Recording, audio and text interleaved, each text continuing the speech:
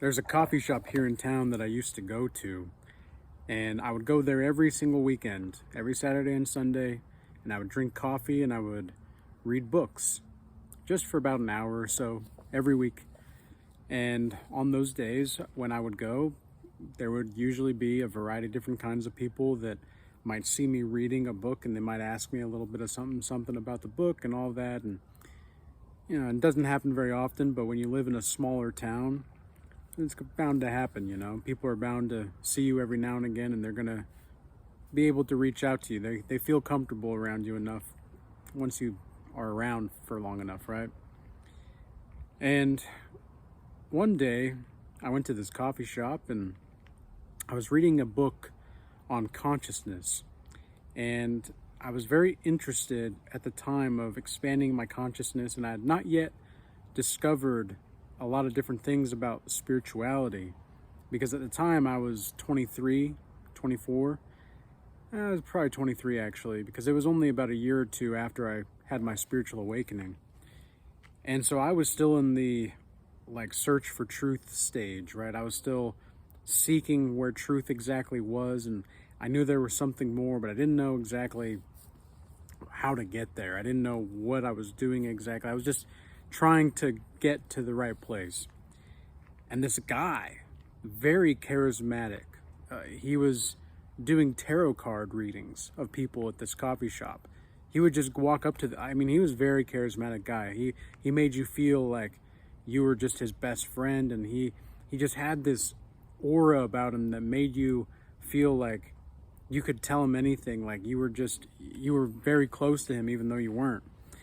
It's a very strange thing. And I was just like, at the time I was interested in learning about tarot cards, but I now understand that those are those are of the devil, and they're not really there's utility in understanding what they are, but practicing them is not going to be sufficient for following Christ, and it's not going to be sufficient for actual truth, right? But I was, at the time, I was interested in learning about these things, and so the guy offered me a free tarot card reading after he saw what I was reading, and he was like, "You're interested in that? I don't see many people reading that kind of thing." And we got to talking. He did my tarot card reading and whatnot, and it was uncanny of how accurate he was. Because here's the thing about tarot card readings and a lot of this kind of stuff is mediums, all of those people, they are real. Okay, witchcraft is real, but it's not of God. Just because evil exists doesn't make it of God, right? Just because something is a fact that this thing is existing, and it's true that this thing exists, it doesn't mean that it is truthful or it's just or it's righteous, right? But I was amazed, and I was like, man, because this guy was in his late 20s. He was a traveler. He would travel around the country for his job. And we talked for 2 hours, just going back and forth. And he was actually the one that introduced me to Carl Jung and the Red Book. And anybody that hasn't read the Red Book or doesn't know what that is, I would highly recommend you research that if you're interested in that kind of a thing. And so, because you get more of a deeper insight of what Carl Jung's actual relationship to Christ was, And so we talked and got to know each other, and he was going to be leaving the next day for his job. He was only in town, just by chance. And it was, the synchronicities were insane. I just met this guy at, just the right time, right? And it was crazy, and I just was like, man, this is just a wonderful happenstance and interaction. And he ended up inviting me and my roommate at the time to go out to a burger joint here in town, because we have some really nice burger joints here in the valley that I live in. And so we went to the burger joint, and we had a burger, and we talked some more about spirituality and stuff, and it was like we were just natural friends and everything like that. And it was just so weird how everything just kind of came together. Now, he went off on a trip after a few months, he went somewhere. I don't remember where exactly he went, but he stopped by on his way back, but he changed a lot. It was like God was showing me, and I didn't know this at the time, but it was like God was showing me that this guy he was meant to kind of introduce me and push me in a direction, but I wasn't supposed to stay going that direction. And it was weird because even though he wasn't the right person to be around for the long term, this guy, he ended up, kind of losing a bit of his consciousness to the new age stuff. And I could tell that something was off about the new age from the beginning, but I didn't know why it was. And so I wanted to investigate, and I knew something was wrong, but I wanted to know why. I wanted to understand what exactly it was, because things are surprising sometimes. There's a lot of surprising things in life, but sometimes life just gives you the right person for the moment, right? It's for that time, and it's for that season that this person is showing you something. Like the person that you might be introduced to right now, they might be there for long term, they might not. But if you value commitment and they value commitment, and you both have an understanding that there's supposed to be this sense of loyalty that comes above everything else in the relationship, no matter what kind of relationship it is, there's going to be longevity. And it's not to say that you should be attached, like super attached to the point to where you're needy of this person, right? But you also want to be able to have an emotional attachment if you're in a relationship, like specifically with like a woman, right? Or if you're a woman watching this, specifically with a man, you want to be able to be emotionally connected to this person. That would be a healthy relationship. And so anyway, I kind of stopped talking to this guy because I could tell he wasn't going down the right path, like something was wrong.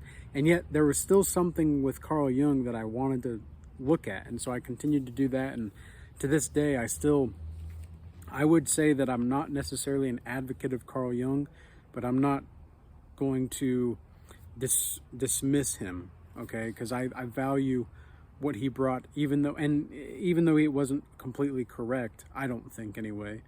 But in many ways, I genuinely think that I'm supposed to touch up the parts that he missed in some ways.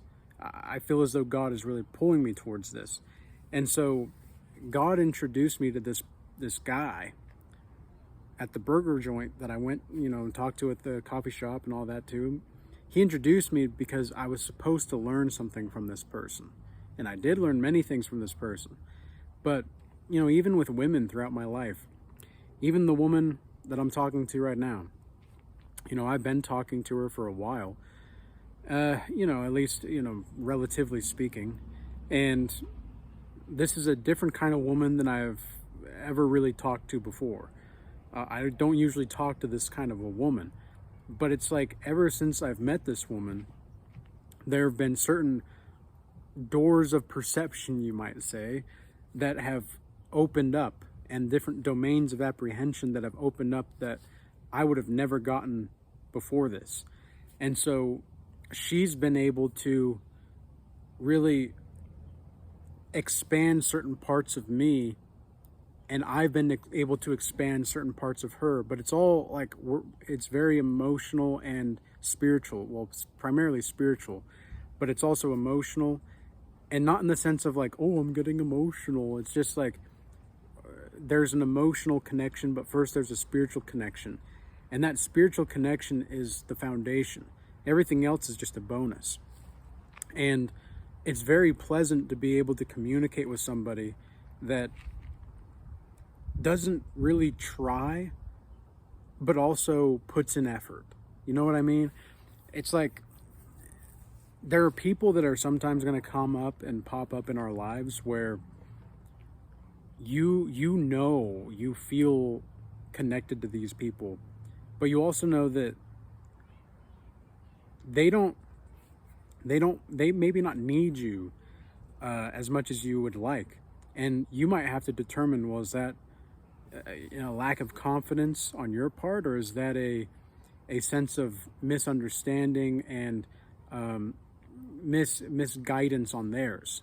Because specifically in a man and woman type of relationship, the best relationships that I've ever seen is when the woman needs the man, but the man wants the woman. Okay, it's not the man. The man makes the woman feel wanted, and the woman makes the man feel needed. When a man doesn't feel needed in a relationship, you might be able to say that it's a lack of confidence, sure. But you also might be able to say that, well, maybe the man is just not going to be able, like, maybe the man doesn't feel like his needs are met, because one of a man's needs is to be needed. But a lot of women don't know this about men nowadays. And women, it's not like you have to need the man, right? You don't really, because in one way, like, I think women are correct. Like, oh, I don't need a man. I might make a video on the I don't need a man kind of woman. But it's like, yeah, sure, maybe you don't need a man, but like, telling a man that doesn't make us want to be around you. But if you say, thank you, I appreciate what you do for us, I appreciate you, like, these are the kinds of things that is going to make a man want to stay around. That's going to be the key to longevity there. And I think that a lot of times when we're growing more spiritually, people have a very difficult time trying to balance things. And we had a Bible study in the Regal Change Academy group tonight, and one of the things that came up was in Proverbs. It was in chapter 20, I believe. Don't remember the verse exactly, but it was like a false balance is not good. And I love that line because it's so true. If you have a false sense of balance, you might not need a man, right? But that might also be false balance. And to the man's part, the man might have a sense of insecurity, but he also just might not be getting his needs met. So it varies person to person and situation to situation. And you're going to have to be the one to figure that out and deal with it as you deal with it. But the right people will show up for you in your life when God is ready to put them there. That's really the point of this message. And I think that many times people get caught up in wanting to believe that people are going to stick around forever. Not everybody's going to be meant to be with you, and not everybody deserves to be kept by you. Not everybody deserves to be kept by you, okay? Now, what do I mean by this? I mean to say that if you're in a position where you know that you have more to offer, not than this person, but you just have more to offer, but maybe the person just isn't capable of receiving that, how do you expect to live in accordance to what is good, truthful, and beautiful if you cannot do that? Okay, if you cannot live in a place of steadiness, of stableness, that's going to be a determining factor to how you deal with situations. And it's going to be a determining factor with what you're going to be planning exactly, how you're going to be planning your life, what are you going to be doing exactly. It's the things that we love and care for most sometimes that are going to be most capable of killing us. And I mean, look at what Jesus did. Like, Jesus loves us. I would say he loved us, but he still does. He loves us. And yet he was killed for it. He was killed for that love. But that was also him laying down his life out of love. He did that out of love. And it's not to say that, like, there was no false balance there. No matter how you look at that story, even if you don't believe in Jesus Christ, no matter how you look at that story, it does not make sense for him to be unbalanced. Like, that man was filled with integrity and balance and vigorousness for life in every sense of the words.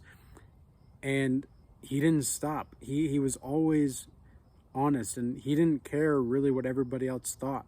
He would just say the truth.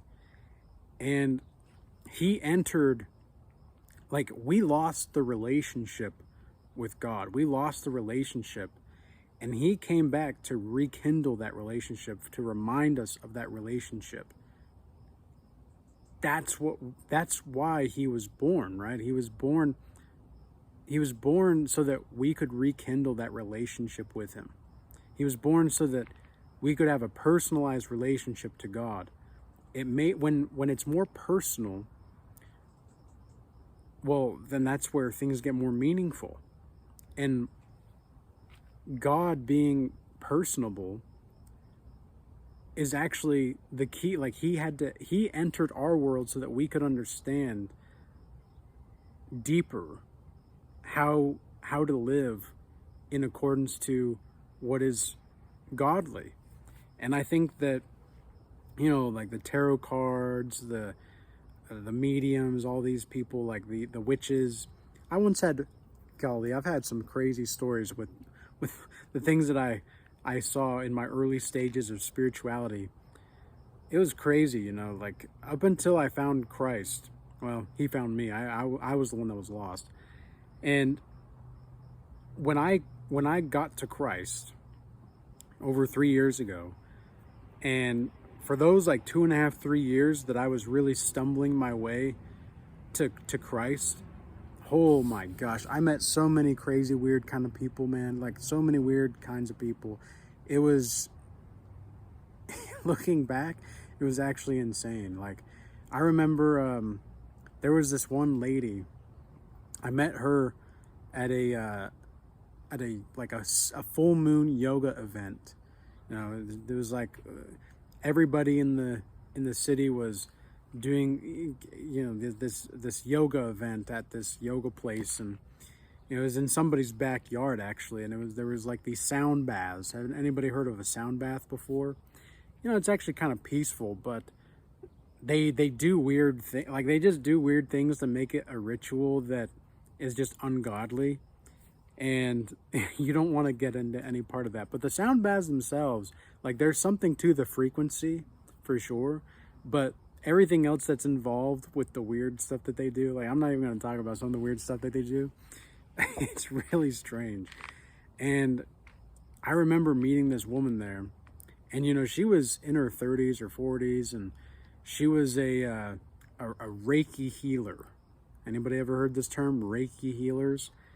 Now, the idea behind Reiki is like some guy from like 100 years ago, he developed this new energy healing technique. Now, energy healing can be a thing, and I don't even like saying can be. It is a thing, but not in the way that they do this, right? Remember, Jesus was capable, and he did heal people. Some woman just had enough faith to touch his garment, right? And power came out of him. But it was the faith of the woman that healed her, right? It wasn't the material. It wasn't the the energy. It was the faith. It was the energy of faith, you might say. That's what heals you. Okay, that's what's going to heal you.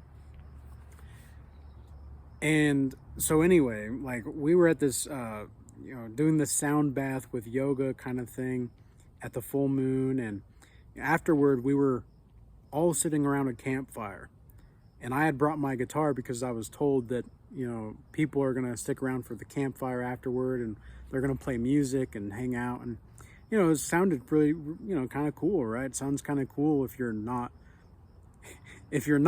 following Christ. It sounds pretty dope. And yet there was dope there, but I didn't partake to the dope.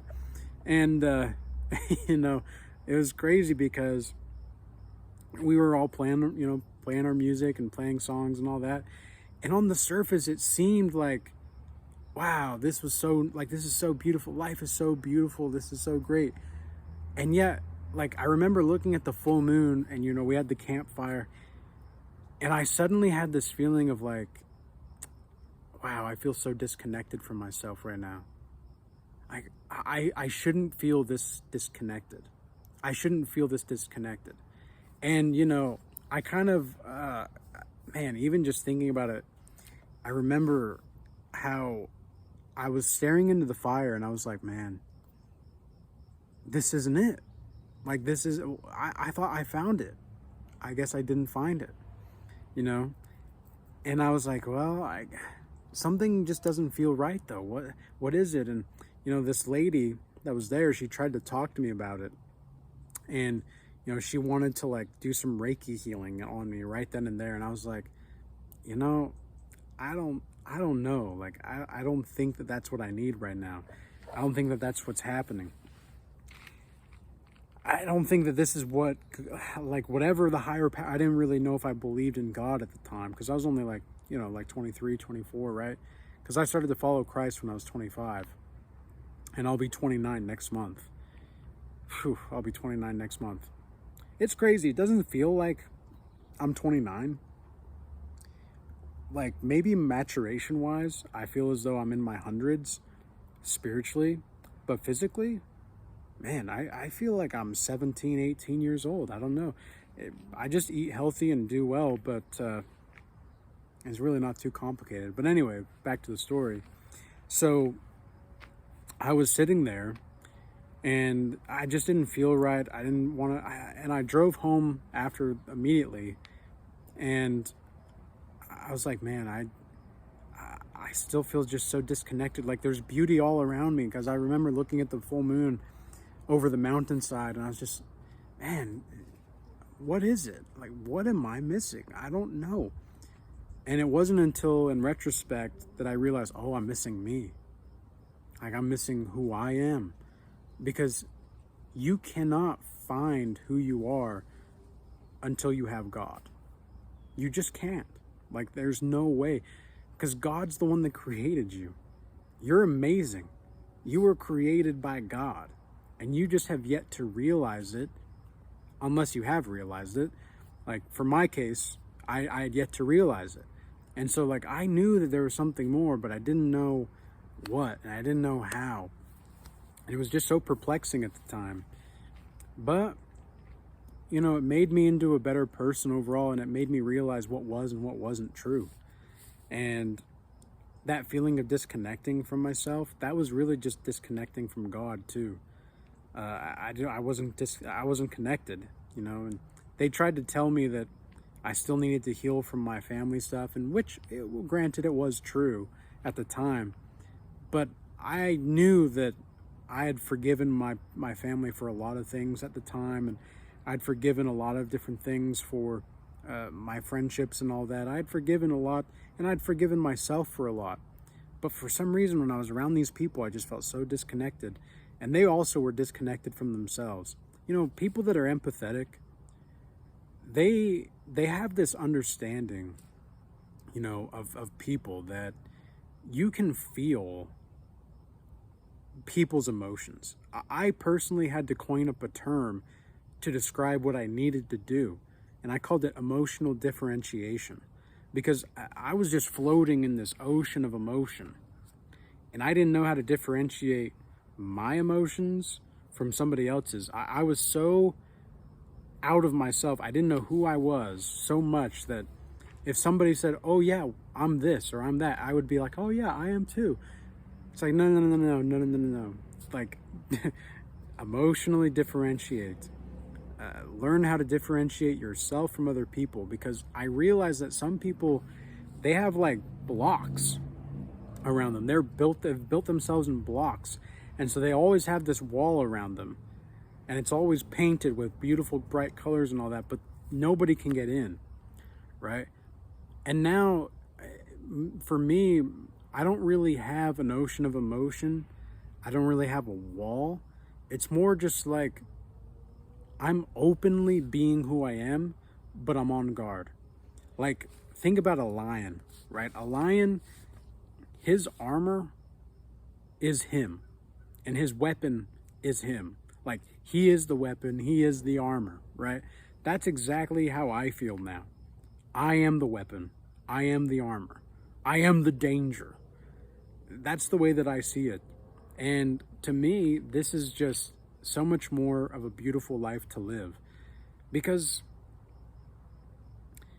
you just get to be real. You just get to be who you are. You're not feeling disconnected. You're not feeling like so apathetic towards the world. A lot of people are apathetic as crap. But the main thing is, though, is that like Jesus came into my life exactly when I needed him to. Even though I didn't know I needed him to, because I was looking everywhere but Christ. And, you know, there's just, life happens in a very mysterious way like that. They say God works in mysterious ways, and I think that's exactly how God works. God works in mysterious ways. His ways are mysterious until they're not. And then you realize, oh wow, it actually is very simple. It was just so simple that you thought it was mysterious. Because God really doesn't want to be mysterious to you. He has anybody ever experienced that? I don't think so. I don't think God wants to be mysterious. He just is sovereign. And I think a lot of people get confused with sovereignty and mysteriousness. But I hope that this message was useful and insightful for you. I felt as though I was called to share this because, you know, there's a lot of people going through some interesting times right now. And I think that the best thing to do in times where you feel as though that person, that right person, it might be right for this time, but it also might be only right for this time. So take it with a grain of salt. Really examine what I'm saying here. Take to heart what I'm saying here, and listen to God. Listen to your inner voice as well. So with all that being said, I hope that everybody stays blessed out there, and peace be with you all. Until next time.